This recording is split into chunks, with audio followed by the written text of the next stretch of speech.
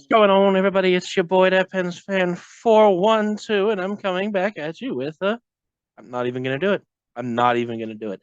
Honestly, it is not worth the effort right there. That game last night was abysmal for many reasons. It started off great. It was spectacular.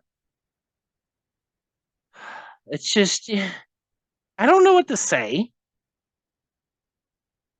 right? A point's a point. No. Before we get into this, I just want to go ahead and say, if you are new here, welcome. If you're a returning person, welcome back. If you're a returning person that's subscribed, you're the best one, which means we are very close to 20 subscribers. People, if you are watching this video, every time a video is posted and you're not subscribed yet, it's free. It is free. It's literally a millisecond. Take your index finger, press the subscribe button. That way, you'll always know when things are uploaded, when things are there for you, and they're there at your convenience instead of relying on you know, the feed to possibly bring it up. Your recommendeds list. You can just tap it, give it a little love tap, give it a little cross check, give it a little Crosby slash, and help the channel get up to 20 subscribers before the end of the year. So at least we can celebrate something as Penguins fans, right? I mean, seriously. Luckily, this isn't the last game of the season. Well, I said the season.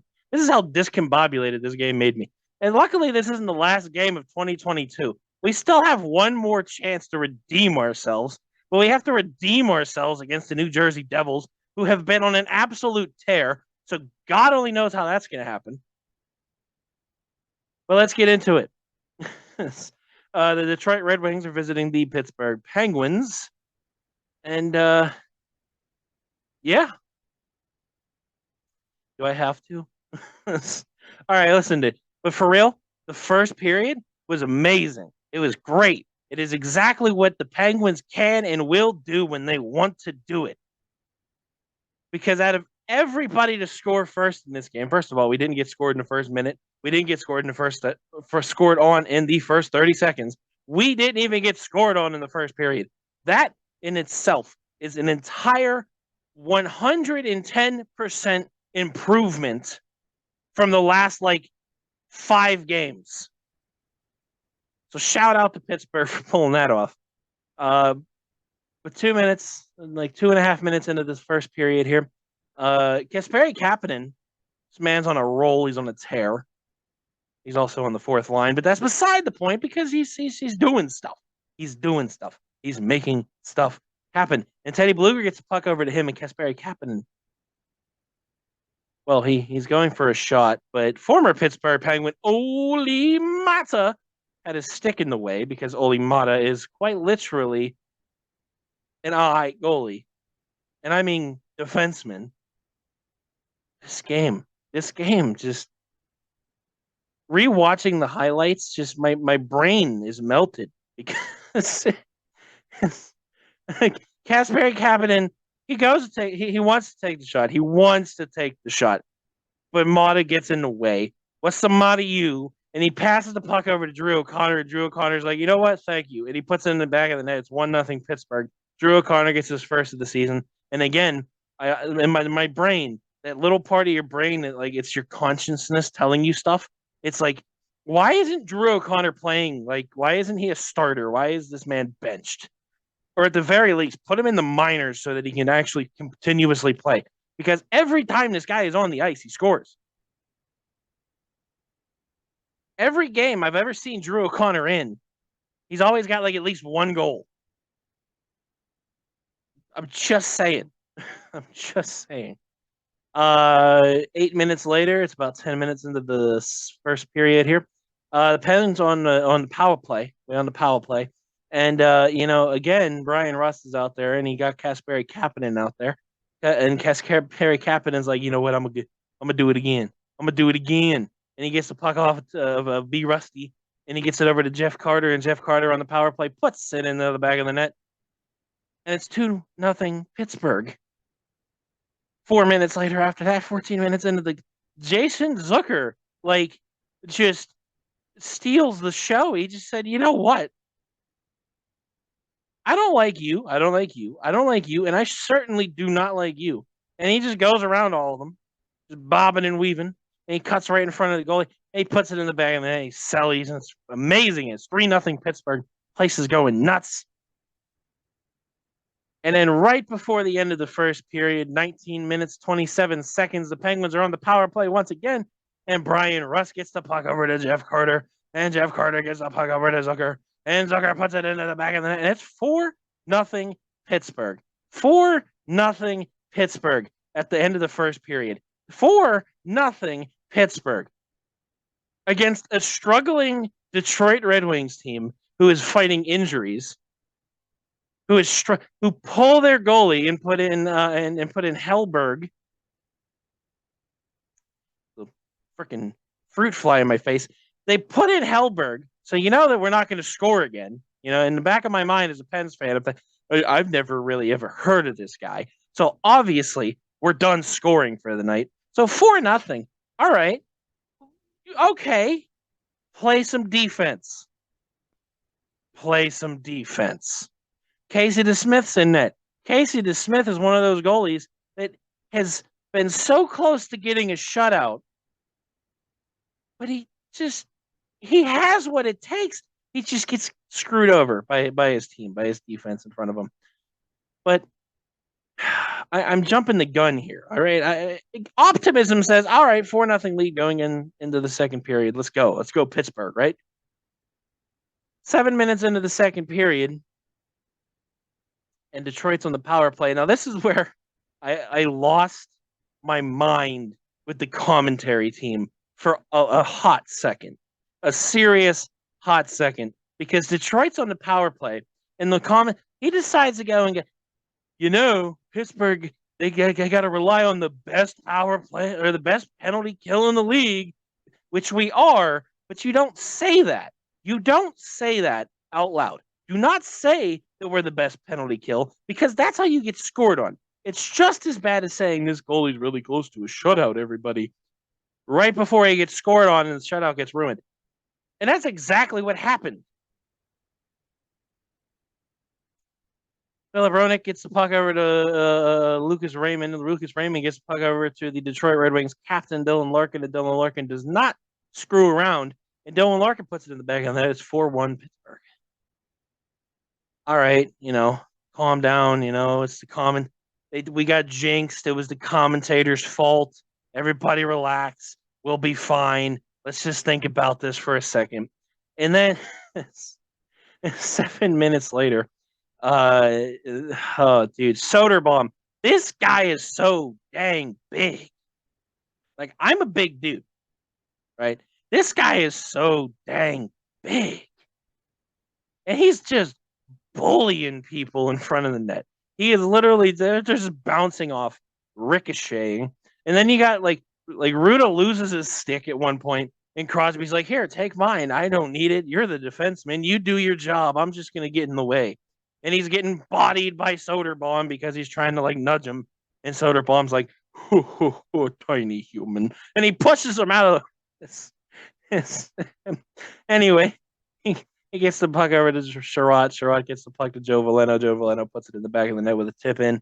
And it's 4-2 Detroit. We get to the third period, 15 minutes in. It's getting down to the crunch time. It's coming down to the wire, right? It's coming down to the wire.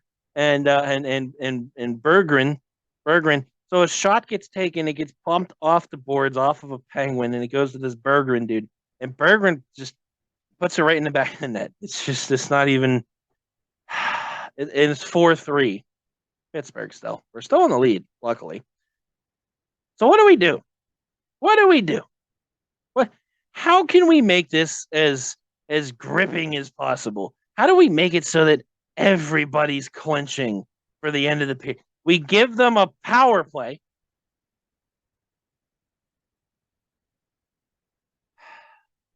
And then out of all the people to score,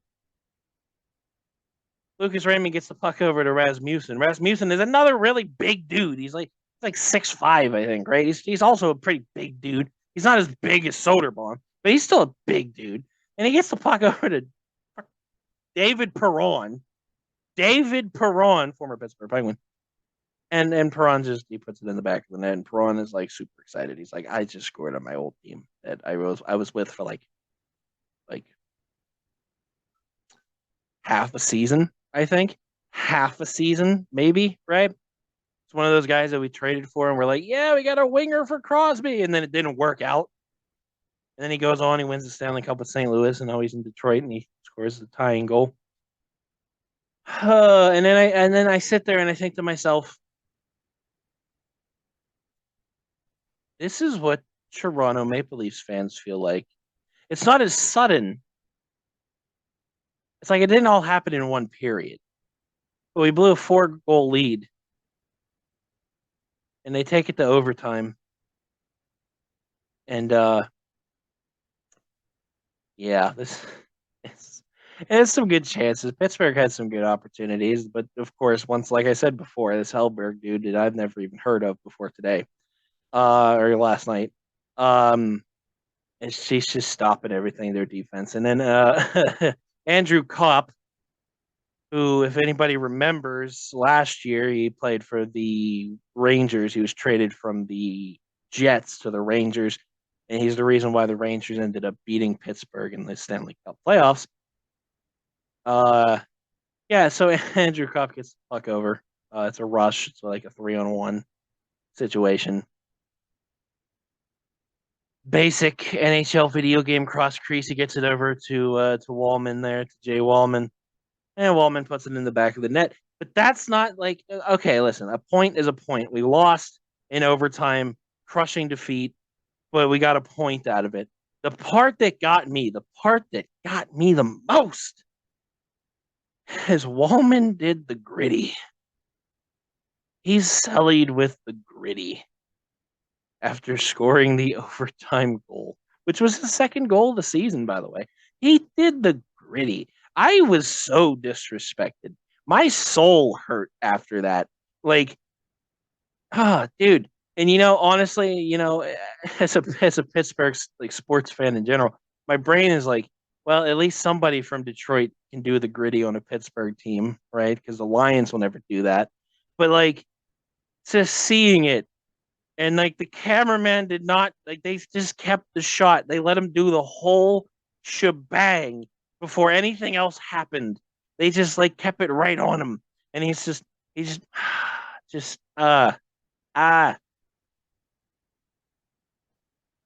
and the Pittsburgh Penguins fall 5-4 to the Detroit Red Wings in a game where I think I lost my sanity. Honestly, I'm glad this year's almost over.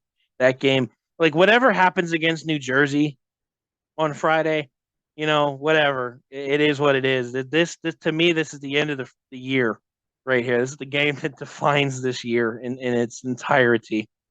Your 3 stars of the game: first star, Jake Wallman, for doing the gritty. Second star, Jason Zucker, and third star is David Perron for tying the game, being the savior, I guess.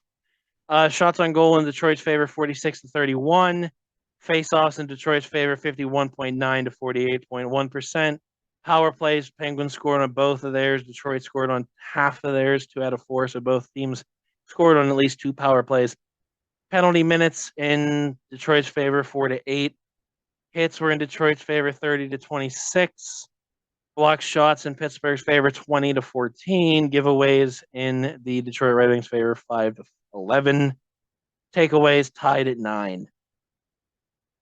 But hey, that's it. This has been that Pens Fan 412, and I want to thank you all for watching. If you liked the video, give it a like. If you disliked the video, give it a dislike. And yeah, I mean, we're close to 20 subscribers here on the channel. If you guys feel so inclined and you're not subscribed already, hit the little subscribe button, hit the little bell notification icon, help the channel out. Let's get to 20 before the end of the year. And yeah, I will see you all in the future. Peace out, everybody.